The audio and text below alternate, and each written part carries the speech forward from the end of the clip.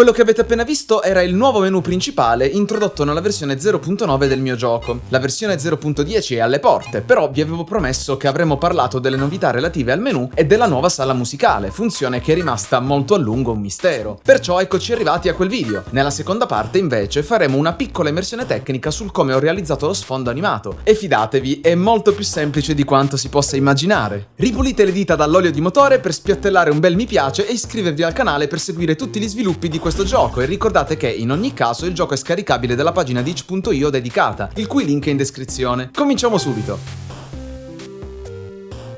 Il cambiamento più grande e visibile ovviamente è lo sfondo. Rimane l'idea dell'inquadratura dall'interno di una caverna che guarda verso l'esterno, ma stavolta lo sfondo è animato in pseudo 3D. Questa idea non è casuale, ma riflette l'identità della serie narrativa della Forgiatrice di Lame fin dalla sua creazione. Basti guardare la prima copertina del libro o anche la copertina più recente, e, in modo ancora diverso, anche la copertina stessa della pagina di Itch ha lo stesso motivo. Quando si cambia posizione nel menu, anche lo sfondo si sposta, in particolare premendo gioca è come se ci si avvicinasse alla luce, all'uscita dalla grotta. Al contrario, andando verso l'uscita dal gioco, ci si inabissa nelle tenebre. Magari questo sistema non sarà originalissimo, però inconsciamente sento di aver preso ispirazione da un gioco per Windows XP a cui giocavo quando ero bambino, che in qualche modo assurdo ancora porto vivamente nella mia testa, cioè questo gioco di Rayman. Se ci fate caso, qui il menu si comporta in modo molto simile. Ogni selezione trasporta in un punto diverso dello sfondo, sebbene in una visuale 3D ancora più accentuata. Ma comunque, a parte questa digressione sulla mia infanzia low poly, adesso il menu del gioco è finalmente riconoscibile, almeno credo. Secondo voi è soddisfacente o è ancora troppo piatto, grigio o anonimo? Ah sì, e ho aggiunto anche il logo del gioco, che però dovrò cambiare per ogni lingua. Ultimo accenno sulle funzionalità del menu, ho aggiunto una bella comodità.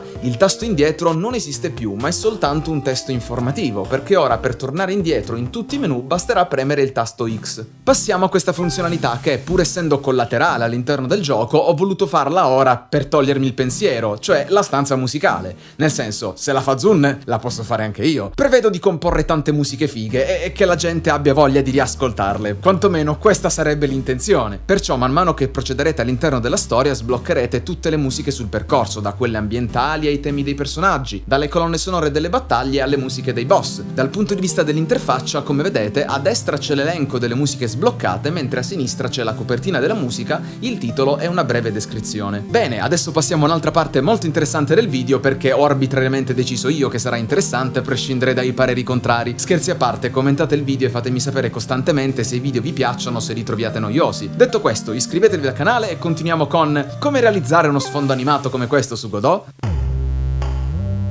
Vediamo direttamente come funziona. Guardiamo questa parte qui dell'albero dei nodi. Semplicemente si tratta di una serie di strati sovrapposti l'uno all'altro e animati diversamente. Quindi togliendo quelli dell'interfaccia togliamo i pulsanti, quindi il logo, le scritte, tutto quanto, e che cosa rimane? Rimane il nodo dello sfondo, che è questo qui. Il nodo dello sfondo si compone da 4 strati di PNG praticamente, che quindi sono S1, S2, S3 ed S4. Cominciando da quello che sta più in avanti, vedete, io li spengo e man mano si disattivano, diventano più chiari, perché questo è il colore con cui semplicemente li ho disegnati, e infine rimane soltanto lo sfondo bianco, che tra l'altro fa il suo effetto bagliore, ma questo semplicemente grazie alle impostazioni ambientali, quindi è un effetto di post-composizione, non è codificato né niente. Vediamo che ognuno è un nodo di controllo, quindi un elemento di GUI, non è uno sprite 2D o qualcosa di simile, con all'interno la propria texture. Come funzionano quindi le animazioni? Ci sono due diversi animatori, c'è quello che regola il ciclo, il movimento ciclico, cioè questo qua che vediamo, quindi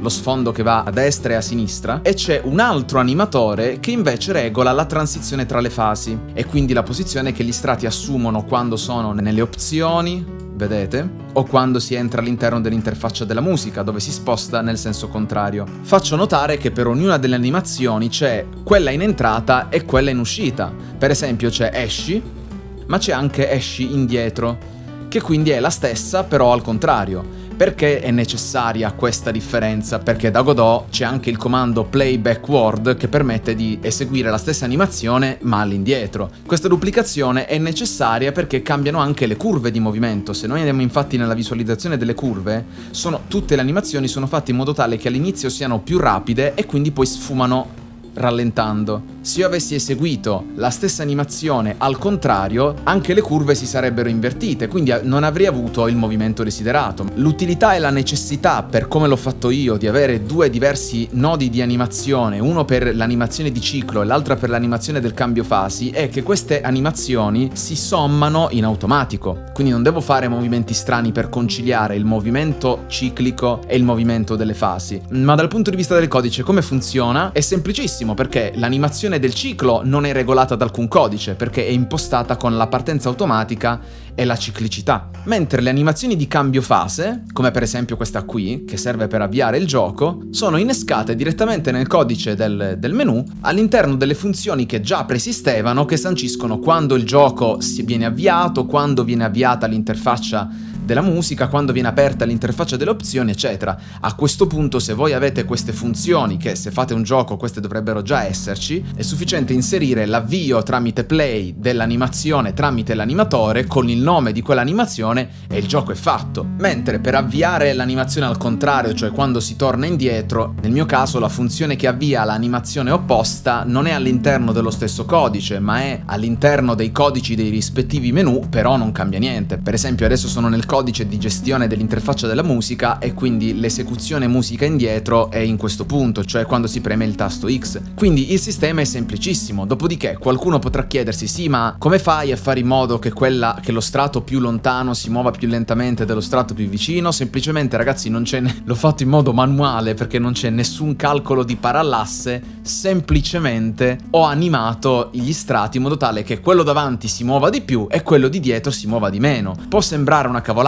e sicuramente lo è, però comunque questo livello di controllo mi serve anche per poter personalizzare il modo in cui gli strati si muovono, cosa che non è detto che sarebbe possibile avendo un effetto di movimento di pseudo 3D realistico. Per esempio, quando sposto lo sfondo in alto non c'è soltanto lo spostamento, ma c'è anche una riduzione di scala, quindi è dissimulato manualmente anche l'allontanamento. Ma non è detto che se io avessi fatto questi movimenti in modo realistico e automatico da script, il movimento che è venuto fuori sarebbe stato effettivamente questo, e magari non avrei potuto ottenere l'effetto che avrei voluto ottenere a tutti i costi. Quindi è un approccio estremamente manuale, estremamente rudimentale, che però, ragazzi, funziona. Secondo me fa il suo effetto e per quanto mi riguarda, se funziona va bene, a meno di non aver scritto proprio delle cavolate. È giusto, stavo quasi per dimenticare, aggiungo quest'altra piccola cosa, che è un'accortezza importante per garantire delle transizioni fluide tra una fase e l'altra. Immaginate il caso in cui si esca velocemente da un'interfaccia e si entri nell'altra. Questo comporterebbe la sovrapposizione delle animazioni di fase, quindi avvia, gioca, musica, opzioni, eccetera. Per evitare quindi che si vedano degli scatti all'interno delle animazioni, selezionate l'animazione che avete appena creato. Io per esempio prendo avvia gioco, cliccate su strumenti di animazione e premete su modifica transizioni. Vi si apre il pannello con la lista di tutte le altre animazioni presenti all'interno dell'animatore. Che cosa fa questo pannello? Sancisce i tempi di fusione fra un'animazione e l'altra. Quindi se voi avete avviato avvia gioco e prima che l'animazione avvia gioco termini avviate subito dopo un'altra animazione, per esempio chiudi gioco, cioè io entro nella sezione gioca ed esco subito dopo, inserisco il valore in secondi dei tempi di fusione fra un'animazione e l'altra. Quindi non vedrete più l'inizio dell'animazione che si sovrappone alla metà dell'altra animazione perché avete messo un determinato tempo. Io qui ho messo mezzo secondo addirittura, quindi è abbastanza proprio per evitare che si vedano degli scatti troppo repentini. Questa cosa la dovete fare per ogni animazione che avete, o quantomeno per tutte le animazioni che pensate che potrebbero confliggere con l'animazione che avete selezionato, come per esempio quelle animazioni che è facile innescare l'una dopo l'altra molto velocemente, come quella per esempio di entrare in un'interfaccia e uscirne subito dopo.